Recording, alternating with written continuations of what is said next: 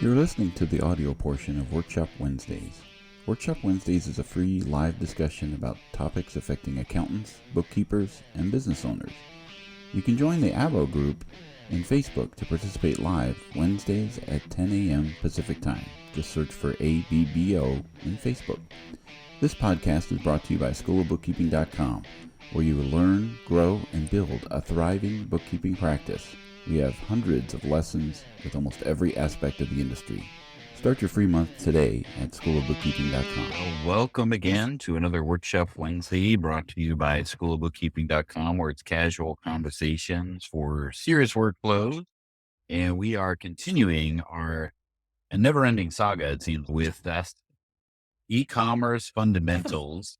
Rachel Dalchi is joining us again as usual. We appreciate her joining us as she guides us through these fundamental aspects. To recap, we talked a little bit about just an overview of what is e-commerce. We talked about the components of an e-commerce business, being able to sell online.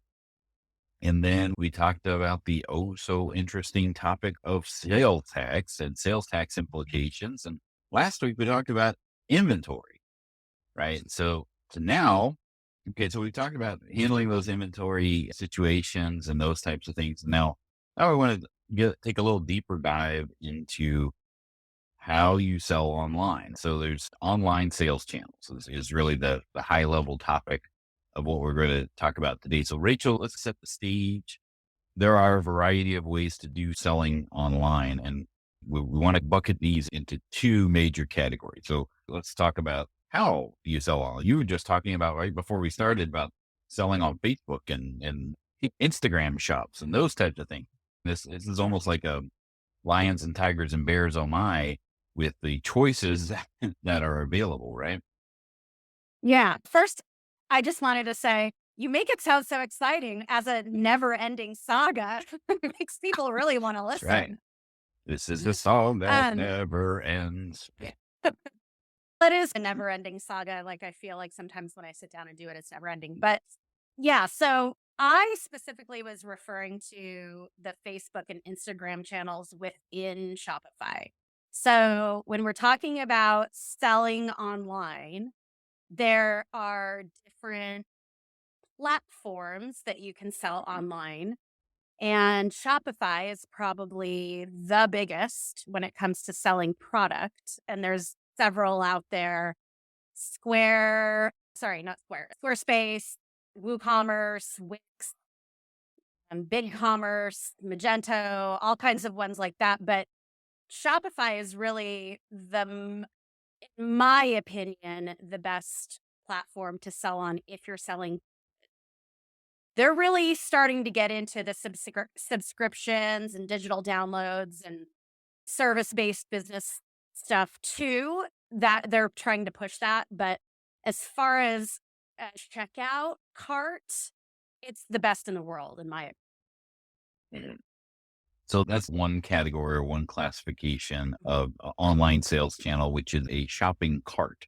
And this is, I guess, some of the main categorizations of what makes a shopping cart versus, as we'll talk about, a marketplace is it's more of an extension of your existing website, right? Like you're going to have your website and then there's going to be a store or something like that on your website. Would you say that would be a Yes. good general categorization about that? Yes. So this is where your business's website would be. It would be on one of these platforms. Shopify has a multitude of themes that they call them that you can use, and then pick a theme and according to the design that you like. And all of them have an amazing shopping cart ability. And most of them do, or if not all, they all do as well. It's that Shopify is really meant to scale and it can handle all kinds of stuff. And it's really meant to sell across the world. It can handle that kind of stuff. But yeah, so this is where your website would be. And then if you want to talk about the opposite, which would be the marketplace. We talked a little bit about the analogy of the difference between a marketplace and a shopping cart. So a marketplace, the biggest marketplace of them all would be Amazon, right? Like Mm-hmm. Amazon is a marketplace, right? And they even say so on their advertisements, right? X amount, X percentage of things that you buy from Amazon are from small businesses just like yourself, right? So that is a marketplace differs from a shopping cart in that it's not necessarily part of your domain, right? And we talked a little bit about the difference between a yard sale and a swap meet, right? Where a swap meet is a marketplace where people can bring their wares to, and you have that built-in foot traffic of it, of people already being there looking for things to buy. Amazon's a great place for that, right? You've got people that are already know about Amazon. They already know that if they're going to buy something, look online. I think back and all of the things that Amazon solved for me when I would go from store to store looking for a specific thing, and I'm like, I could Ah, just go and I buy it know. online, ship it to my house, and Oh, here it's I am trying to support a small business or a local business, keep the economy going in the local, and here we go, boom, can't beat convenience, right? They yeah. have cornered the market. It's totally changed our culture and the way that we live.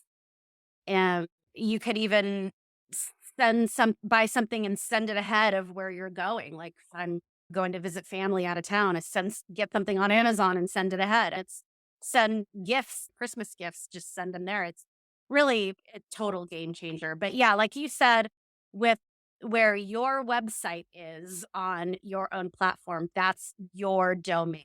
So if for instance, if my store is 1-800-Flowers, that domain, 1-800-Flowers.com, if I've gotten it from GoDaddy or something, I can point it to Shopify or I can get it from Shopify domain. But that is my website. And in Amazon, buyers aren't going to your URL, they're going to Amazon. And then you may have a Amazon shop within Amazon Right. because a lot of people do that. And then there's all kinds of different ways that you can sell within Amazon. But like you said, it's really just the world's largest marketplace. And then there's others that are out there. Mhm. Amazon is not the only one that's out there. What are some of the other more common marketplaces that you've come across, Rachel? I have clients on eBay, on Etsy, which is the I can't even think. The marketplace for makers, Yeah. handmade goods. eBay is just people selling whatever. And then you have places like big chain stores that are now launching their own marketplace, like Yeah. Walmart. Walmart now has their own marketplace. So when you go to walmart.com, some of the items you are purchasing or that you see there listed are Walmart items that are bought by Walmart buyers. And then mixed in there are stuff that people have uploaded into their own marketplace account. So it's mixed in. So when you go to walmart.com, you could be buying from an independent seller, you could be buying from Walmart. And there's all kinds of other retailers that are doing that as well. I think Michael's has the arts and crafts store has a marketplace now, and they're all getting into that game. Yeah.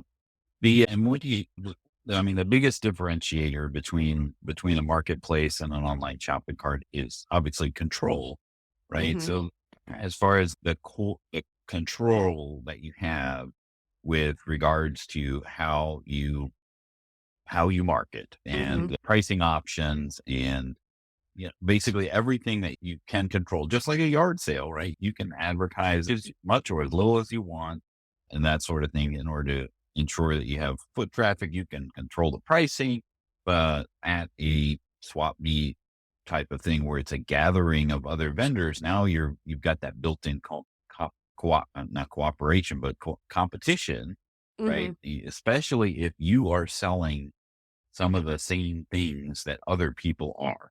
And you'll see that on Amazon or all of these marketplaces where they'll have a listing.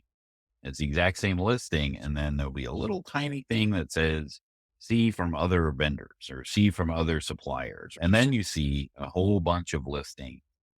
It's people dress better at a garage sale than at Walmart. Yeah, you don't have people at Amazon. Website devoted to the strange. I know. People at Walmart.com. I was just going to say that. And then I'm like, is that really like a nice website? Maybe not. But yes, it is good for people watching. That's for sure. By going to Walmart. But now I lost my complete chain of thought. Factor. Yeah, the control.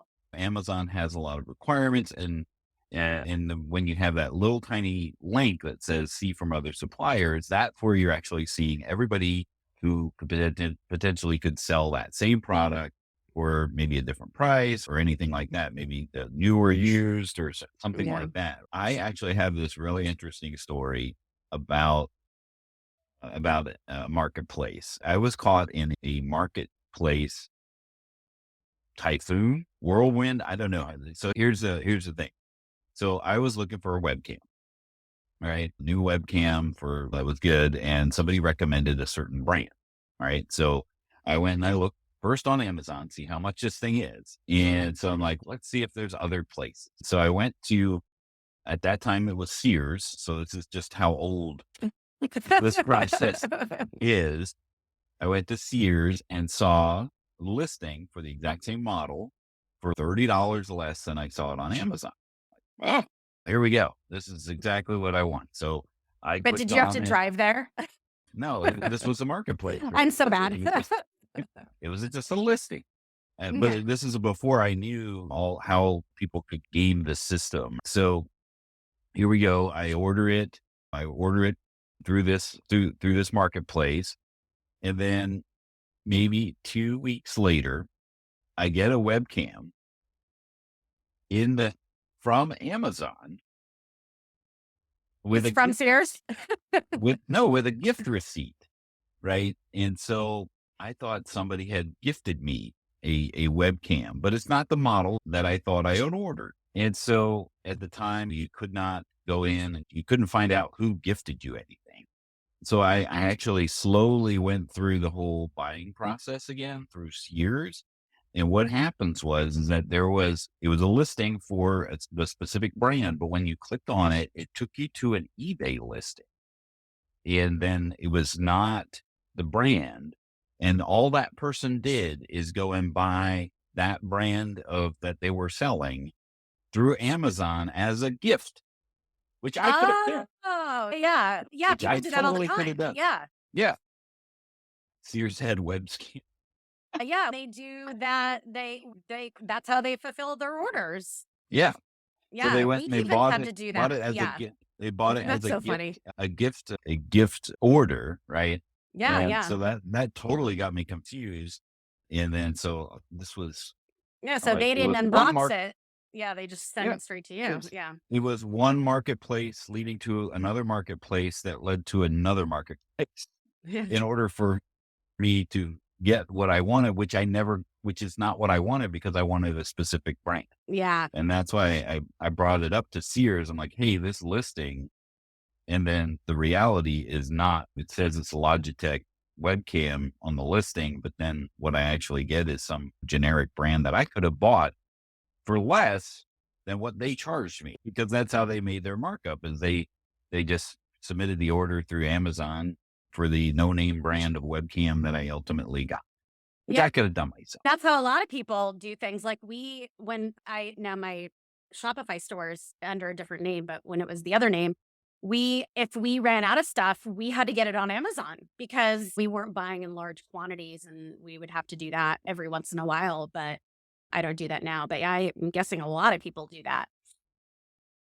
This is a good question that's on Facebook. This is what they call drop shippers, where they never actually have inventory. And we'll talk about this is actually next week's when we talk about fulfillment and shipping and those types of things. We'll put a pin in this particular question, but you want to speak to what a drop shipper is, just so that set the stage.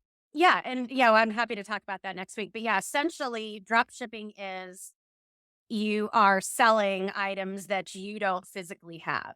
So somebody is buying them from your site and then you're sourcing them from somewhere else and sending them directly to the buyer. The opposite would be is if you are holding the inventory and then you pack it up and you ship it. And then there's financial differences between the two, but we can get into that next week. Yeah, we'll dive and unpack that next week about fulfillment when we talk about shipping and fulfillment next week.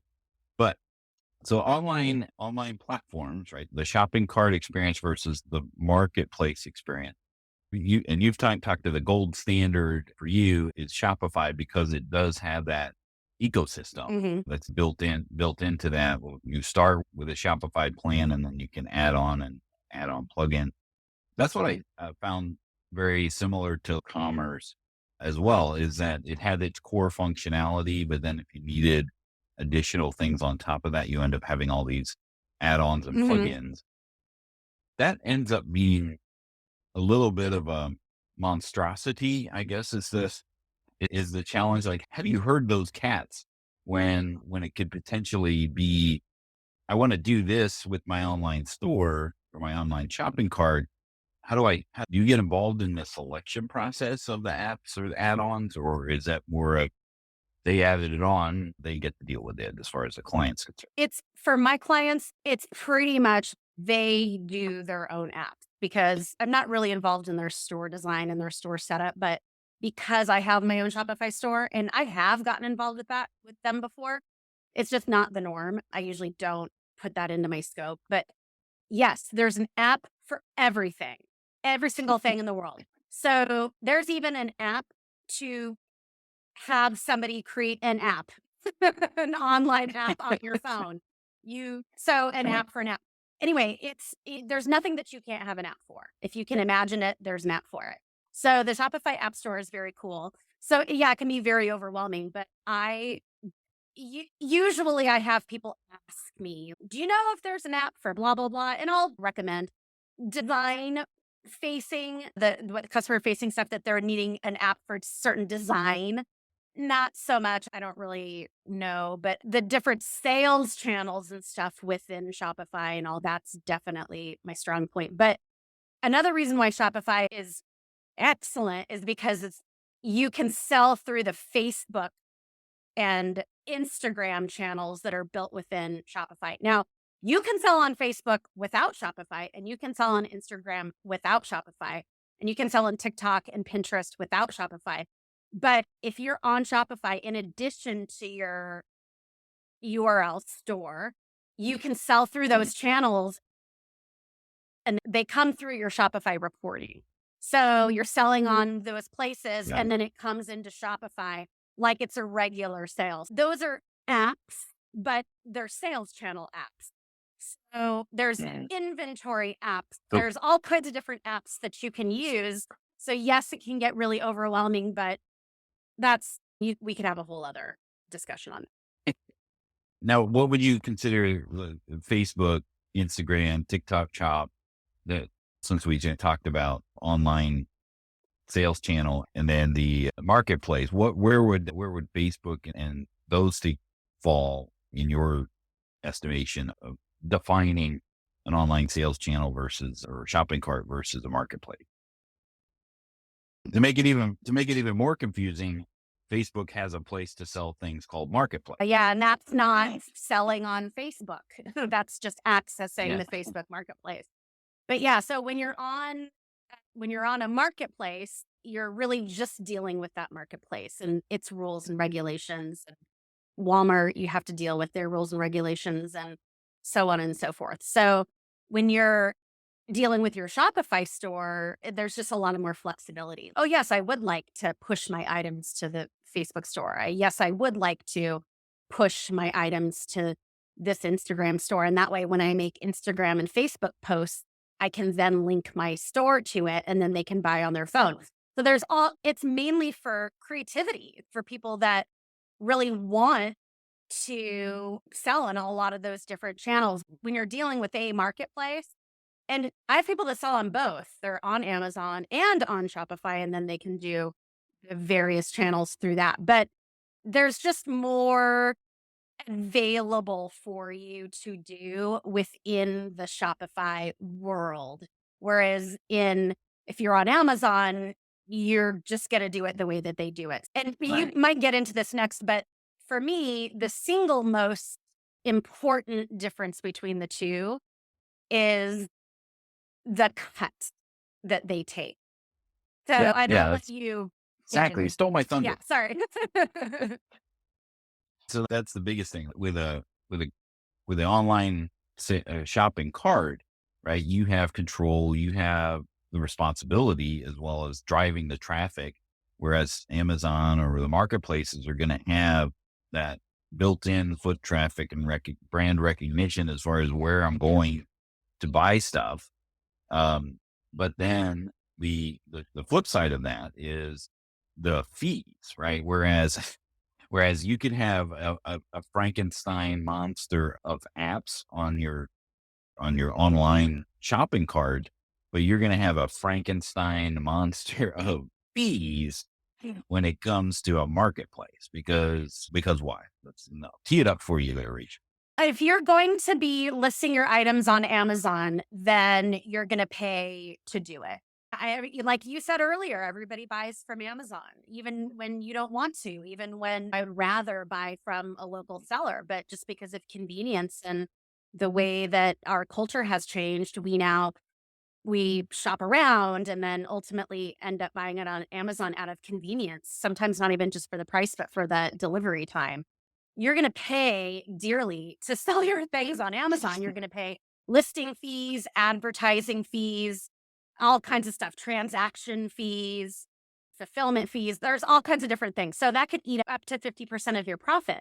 When you're selling on your own platform, your own store, even on Shopify, when you're selling into the different channels, selling on Google, selling on Facebook, Instagram, you're going to keep predominantly most of that money, less transaction fee. Transaction fees are really what you're going to spend.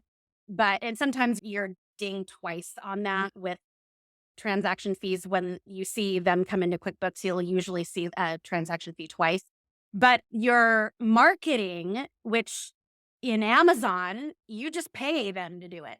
And you say, you know what, I want to be listed when somebody searches, let's say somebody's searching cat socks and you want to pay, and if you're selling cat socks, your socks with cat prints on them, not like actual socks that go on cats. But so if you want your cat socks, a meow moccasin, to come up first, the very first listing that people see if they're searching cat socks, then you're going to pay dearly for that. So that's going to come out of your Amazon payout. But that's wildly convenient. And if that's part of your model, that's that's your budget for marketing and advertising, then that's fine. When you're on Shopify, the main place that you're going to have to be advertising that is search engines, Google and Bing and all those things. So it's, where are you going to advertise? This place or that place? Not advertising isn't an option unless you're George Clooney and you have a tequila line and everybody knows what it is, or something like that, or you have 50 million followers and all you have to do is just hold it up on your Instagram and voila, there's my built-in marketing. Exactly. And but that's what that whole world of creative marketing, you pay $1 million for Kim Kardashian to show it for 30 seconds and then people see it. Again, that's Instagram marketing. So there's all kinds of different ways to do it, but it's really just a matter. It's not one you don't have to market. It's, where are the places that you're marketing, here or there? And then another big thing I know with Amazon, maybe you can fill us in on the other marketplaces, is they hold your funds for 14 days, right? But they do this thing called a settlement report, which then is, here's the proceeds during this two week period. And here's all the fees that are coming out. And some are so convoluted that you need a decoder ring to try to figure out what this fee is actually for. There's this, and within that 2 weeks, there, Lord knows there's returns. And as again, Amazon has cornered the market on convenience. So they make it really easy for people to return things.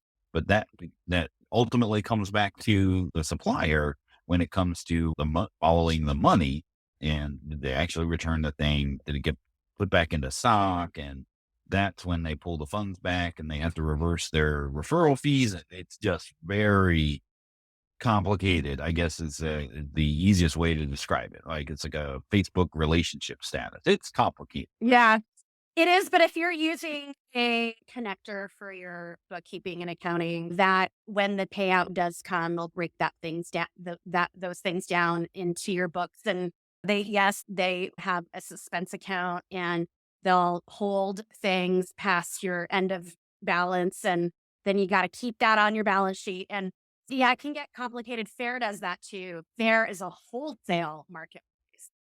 And they also don't pay out for quite some time. I think they hold it for 90 days or something like that. And now I know why, because I buy from Fair, but they give me 60-day terms.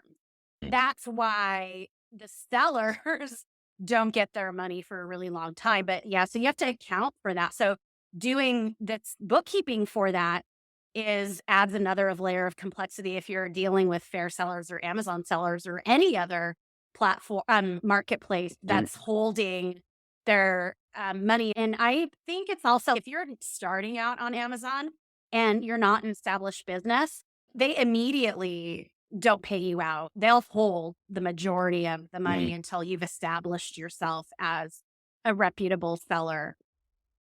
Prepare for that. With other marketplaces, do they have that same lag time as far as the settlement, or does it vary? What about like Etsy or Walmart? Do they have the same length of time from the time of sale to the time you received your funds? Etsy has a setting that you can say pay out sooner or later. I feel like it does. I might be imagining that. But other than that, I think the payouts are standard, like 2 to 3 days. I think Walmart is the same, unless I'm wrong. Shopify, again, 2 to 3 days. That's your standard payout. The same as the payment processors, usually anywhere from 1 to 3 days.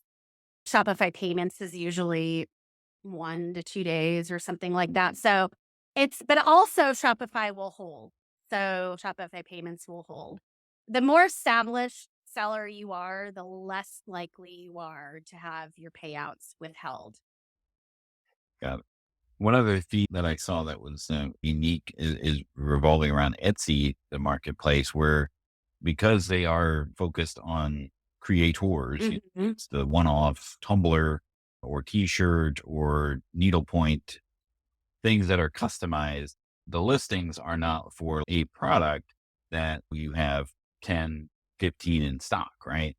So they charge on a per item listing fee. Yeah. So just to list something is a fee to list. And then when you sell that one and you want to replenish the same thing, then there's another, just the list and a fee on top of that. Little fees like that in Etsy. And yeah, so that's called made to order as opposed to made to stock. It's made to order. Yeah, they're not holding any kind of inventory. I have a few different Etsy sellers that they do. And yeah, it's pretty ridiculous what Etsy does. They take so many fees, but man, like if you can get that process, know when to buy and when to surge and when to this and when to that, there's just some sellers that they're so good. And that's the thing, but that's all about online selling, is if you can get that magic mix of knowing where to advertise and to whom,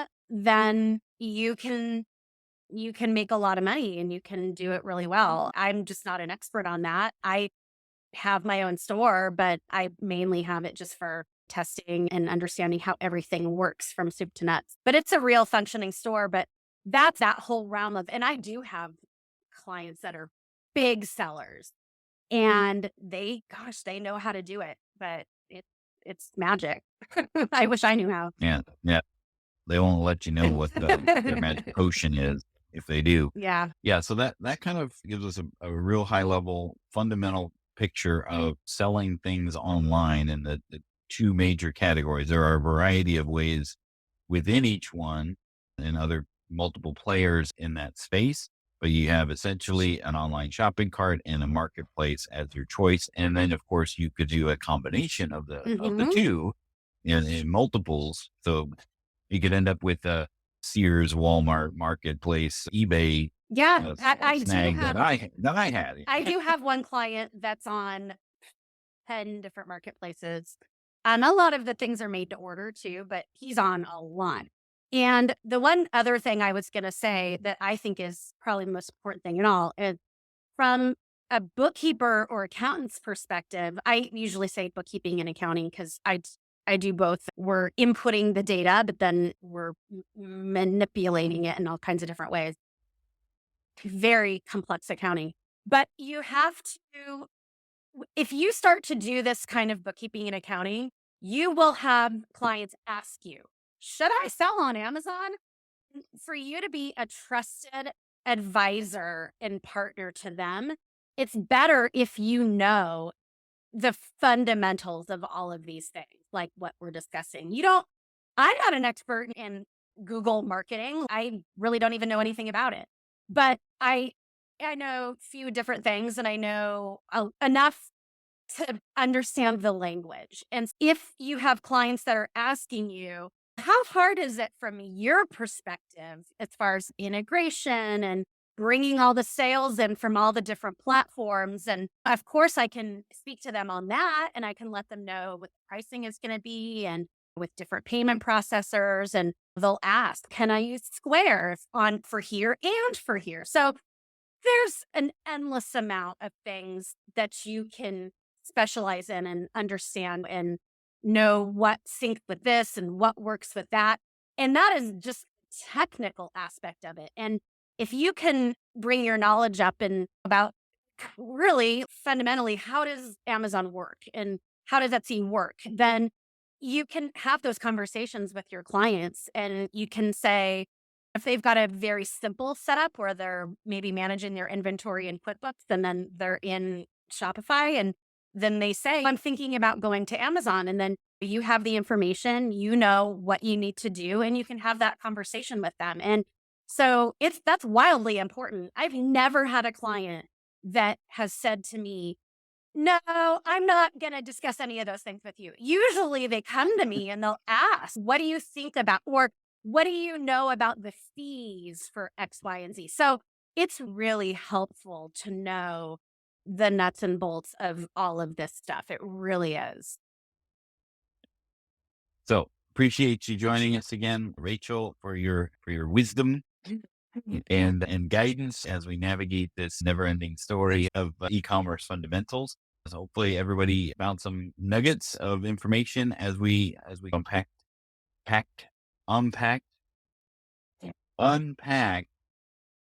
selling things online as far as the methods to be able to do that. And hopefully you can join us next week where we talk about shipping and fulfillment. This is going to be another juicy topic to sink our teeth into. So everybody have a great week and we'll see you next time on the Workshop Wednesday.